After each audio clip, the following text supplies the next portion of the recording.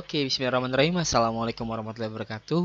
Nama saya Iksanuddin Yuwono, saya dari mahasiswa Pendidikan Matematika dari Universitas Muhammadiyah Profesor Dr. Hamka atau biasa dikenal dengan Universitas UHAMKA.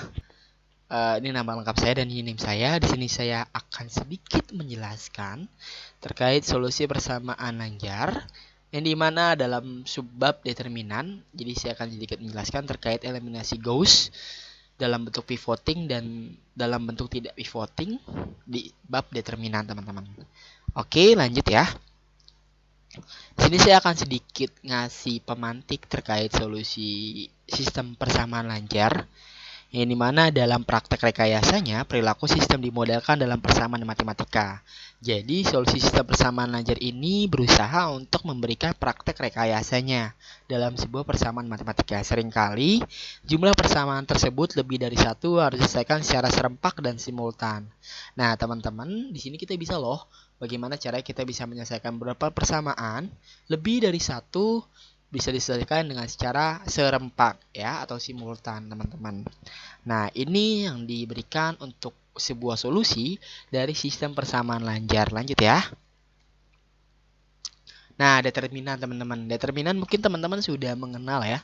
Determinan ini di sekolah menengah pertama dan di sekolah menengah atas, yang dimana masuk dalam SPLDV dan juga masuk ke dalam persamaan dua linier variabel dan juga masuk juga kepada matriks. Nah, determinan ini bakalan kita sedikit bahas nih atau kita sedikit review dalam materi ini. Gitu ya, teman-teman. Pada pembahasan matriks bahwa kita telah menyinggung sedikit mengenai determinan. Iya. Menghitung determinan matriks 2 kali 2, mohon maaf ini 2 ya maksudnya ya, teman-teman ya. Sangatlah mudah dan selalu diajarkan di sekolah menengah. Nah, maupun menengah pertama dan maupun menengah atas gitu ya, teman-teman. Itu terkait determinannya. Oke, kasus-kasus nih, teman-teman. Nah, sebelum kita masuk ke dalam contoh penyelesaian, aku pengen ngasih dulu ke teman-teman semua nih. Bahwasanya ada beberapa kasus yang harus kita ketahui untuk menyelesaikan matriks ini, teman-teman. Determinan matriks ini, teman-teman. Nah, kasus pertama bila eliminasi Gauss tidak menerapkan tata cara pivoting. Nah, eliminasi Gauss gimana sih, teman-teman? Nanti kita bakal bahas ya terkait eliminasi Gauss itu apa dan menerapkan tata cara pivoting. Pivoting itu dalam bentuk tabel itu penukaran ya, teman-teman ya. Oke. Yang kedua adalah kasus pertama itu ya, kasus biasa sini, teman-teman, tidak ada penerapan tata cara pivoting. Nah, yang kedua ini sedikit ekstrim, teman-teman. Yang dimana bila eliminasi Gauss menerapkan tata cara pivoting gitu ya. Ada dua kasus yang bakalan kita bahas kali ini, yaitu pertama, tidak adanya penerapan tata cara pivoting. Yang kedua, adanya penerapan tata cara pivoting. Ya, tadi seperti aku jelasin, kalau menurut pandangan aku, penjelasan sedikit dari aku, pivoting itu kayak seperti penukaran barisan gitu ya dari matriks itu sendiri. Lanjut ya, teman-teman. Oke, nah di sini aku ngasih tahu sedikit George Lichtenberg ya. Dari George Lichtenberg, yang dimana dia matematikawan Jerman dari Eropa, sangat terkenal pada masanya. Kata George Lichtenberg ini, saya tidak memastikan bahwa perubahan akan memperbaiki sesuatu, tetapi saya dapat memastikan bahwa sesuatu yang baik akan memulai dari suatu perubahan gitu ya, teman-teman. Jadi masuk nih ke dalam materi matriks pivoting kita ini, yang dimana pivoting itu penukaran, jadi perubahan dari baris pertama, baris kedua, dan baris ketiga gitu ya dari Lichtenberg ini. Nah, ini bisa juga teman-teman gunakan dalam sebuah kehidupan sehari-hari, yang dimana teman-teman harus sukses atau teman-teman menjadi lebih baik, harus adanya perubahan dalam diri teman-teman semua gitu ya. Tetapi semua perubahan tidak dipastikan menjadi lebih baik, tetapi hal yang baik untuk menjadi lebih baik harus adanya sesuatu yang berubah gitu ya, kata Lichtenberg nih, supaya kita ini pantikan dari George Lichtenberg untuk menyemangati pembelajaran kita kali ini ya, teman-teman. Lanjut. Oke, determinan, teman-teman. Ini soal sedikit munanya ya. Misalnya Kak adalah matriks. Nah, ini persamaan matriks yang biasa ya, teman-teman. Mencari determinan A tanpa adanya kasus eliminasi Gauss ya. Karena 2 kali 2, teman-teman. 2 kali 2 bisanya gampang ya. Yaitu ya gampang lah. Determinan A sama dengan A11 dan A12 dan A21 dan A22, yang dimana dikali persilangan ya teman-teman, A11 dikali A22 dan A12 dikali A21 dan dikurangi gitu ya. Ini rumus simple dari determinan matriks tanpa adanya pivoting dan eliminasi Gauss. Oke, lanjut. Mungkin ini teman-teman sudah dipelajari di sekolah menengah atas ataupun sekolah menengah pertama. Lanjut, bagaimana cara kita menghitung determinan untuk matriks n kali n dengan aturan Cramer menjadi tidak praktis lagi. Tetapi, dengan menggunakan metode eliminasi Gauss dapat diterapkan untuk menghitung determinan matriks n dikali n. Nah, maksud dari n kali n ini bagaimana jika matriks ini lebih dari 2 kali 2 gitu, supaya kita bisa mencari beberapa persamaan dengan secara serentak, yaitu dengan metode yang sangat simpel ya teman-teman, yaitu dengan metode eliminasi Gauss. Dan juga ada tata-cara pivoting, adapun tidak ada tata-cara pivoting gitu ya. Nah, hukum pertama, jika determinan B, C, ini hukum yang simple ya teman-teman. Determinan B, C sama dengan determinan B dikali determinan C. Maaf ya, itu tanda kutip itu maksud saya adalah kali. Jadi agak sedikit kehapus di PowerPoint saya, mohon maaf. Jadi determinan B dikali determinan C, yaitu determinan ini dari perkalian dua buah matriks yang sama perkalian determinan masing-masing matriks. Nah, ini jika teman-teman menggunakan 2 kali 2 gitu ya teman-teman ya. Oke, hukum kedua determinan M. Hasil kali semua elemen diagonal adalah matriks segitiga atas atau matriks segitiga bawah. Maksudnya adalah determinan M ini adalah hasil semua elemen diagonal M jika M adalah matriks segitiga atas maupun segitiga bawah. Nah, di sini kita akan sedikit membahas terkait hukum yang kedua ini teman-teman, yaitu matriks segitiga atas maupun bawah, gitu ya. Jadi nanti kita bakalan ngebahas lah terkait akan hal ini. Oke, lanjut.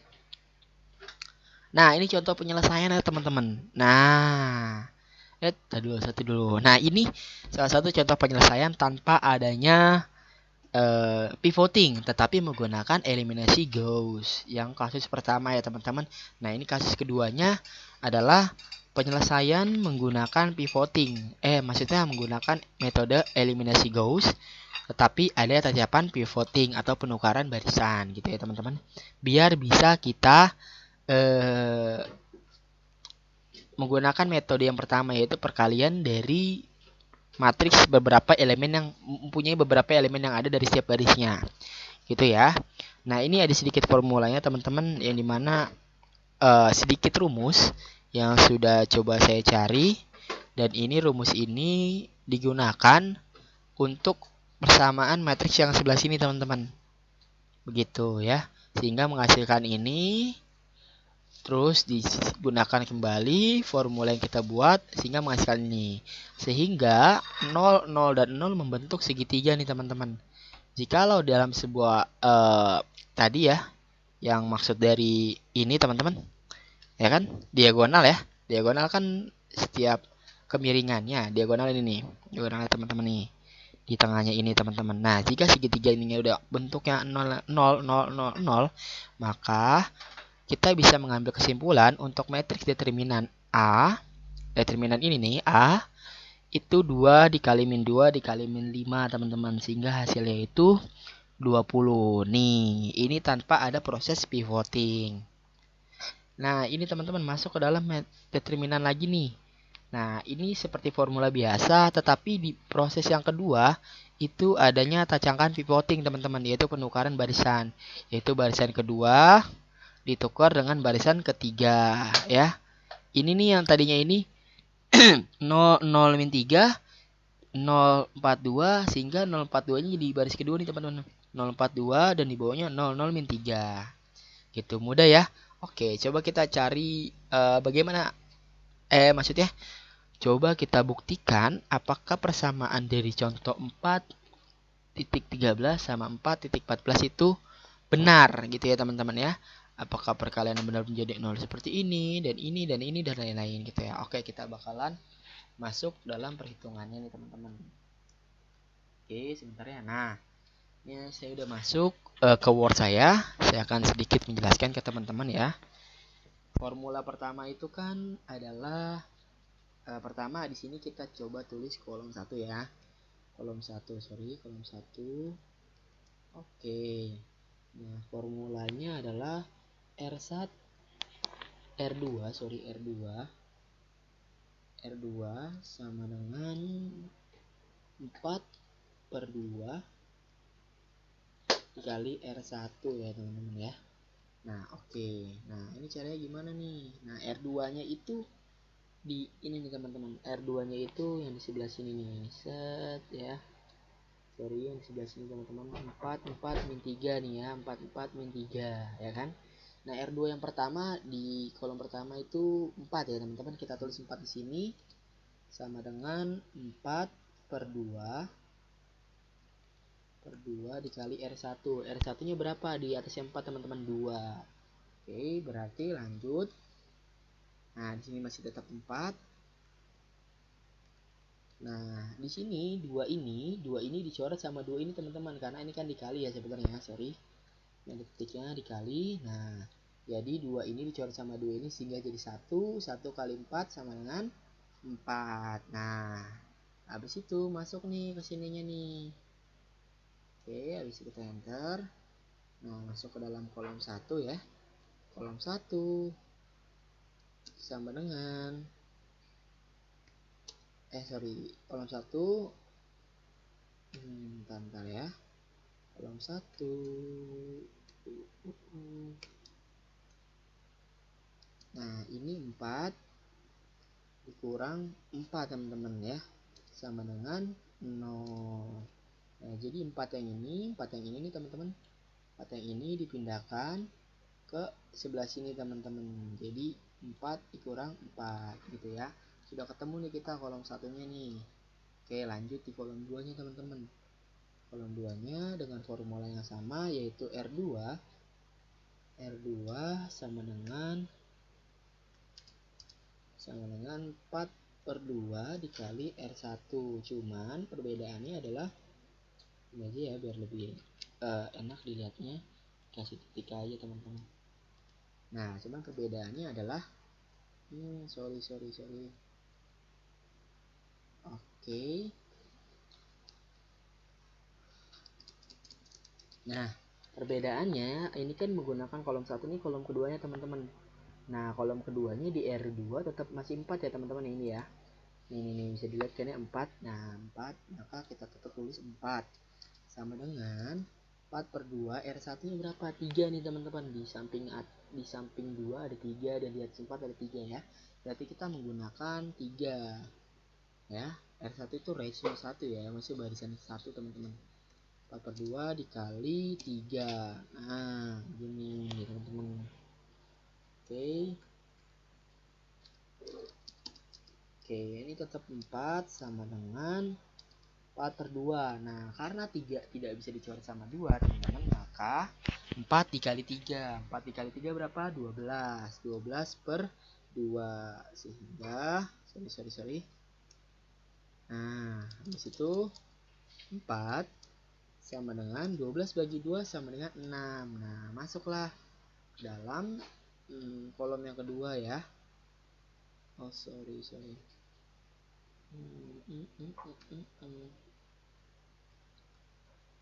Nah, jadi di kolom kedua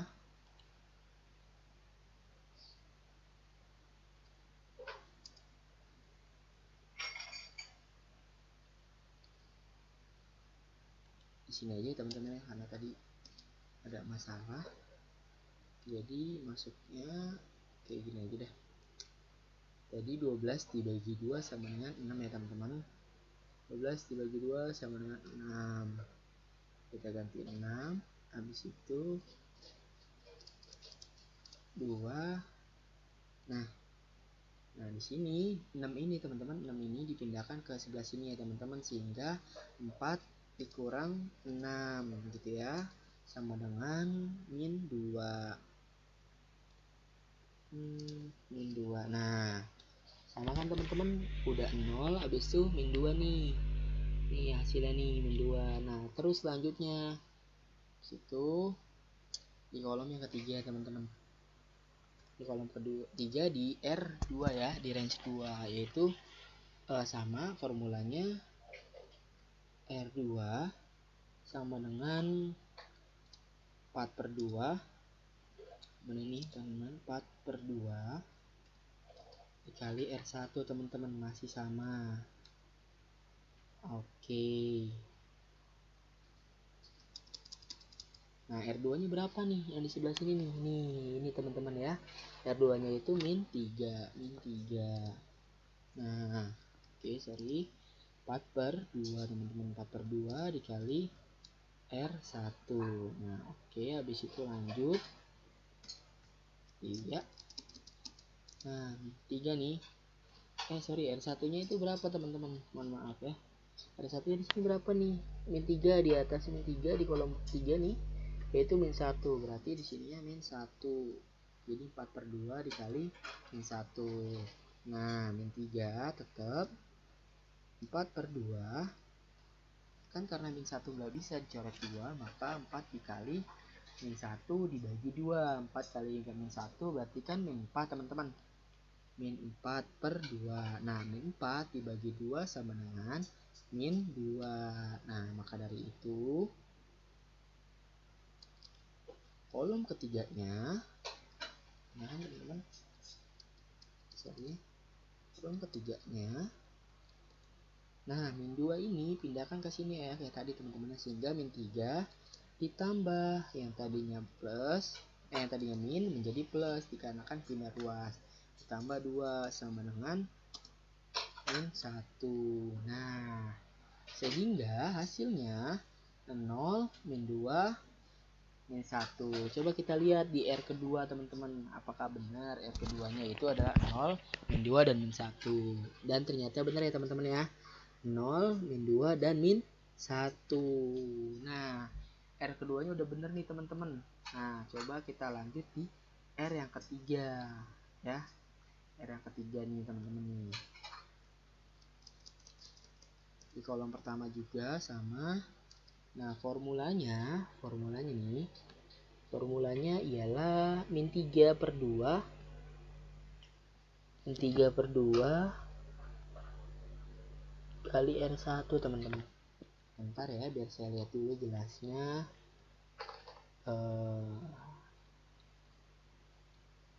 Oke nih teman-teman, R3 ya, min 2 per 2 ya teman-teman, bener ya. Oke, min 2 per 2 R3. Nah, kita udah masuk ke R3 nih teman-teman. 3 min 2 per 2 per 2 kali R1. Oke. Terus dulu. Nah, R3 di kolom pertama kita lihat teman-teman, ini berapa nih? Ayo. Berapa? Min 2 ya, min 2 ya teman-teman ya. Min 2, kita tulis min 2 sama dengan min 2 per 2. Nah, kali R1. Nah, min 2 dikali R1, sorry, R1-nya belum kita tulis nih. R1-nya itu berapa nih teman-teman? Di atas yang R1 ya, range pertama, di baris yang pertama atau saf pertama, yaitu 2 ya teman-teman ya. 2. Nah, karena 2 itu bisa dicoret sama 2 sehingga 1 dikali min 2 sama dengan min 2. Berarti min 2 sama dengan min 2. Nah, ya, lanjut. Maaf teman-teman. Sehingga kolom pertama, sehingga kolom pertama teman-teman, min 2 ini dipindah ruasnya ke sini, sehingga min 2 ditambah 2 yang sama dengan 0 teman-teman. Nah, begitu ya teman-teman ya. Sama hasilnya 0 juga 0. Oke, ini aku bakalan skip ya teman-teman ya. Jadi teman-teman bakalan aku skip sampai perhitungan di kolom yang R ke 3 ya teman-teman ya. Oke teman-teman semua, nah tadi aku udah hitung semuanya dan ternyata benar juga, dan akhirnya alhasil karena tidak adanya pivoting, maka dari itu jadi eliminasi Gaussian biasa teman-teman. Jadi tinggal determinan A sama dengan 2 kali min 2 dikali min 5 nih teman-teman ya.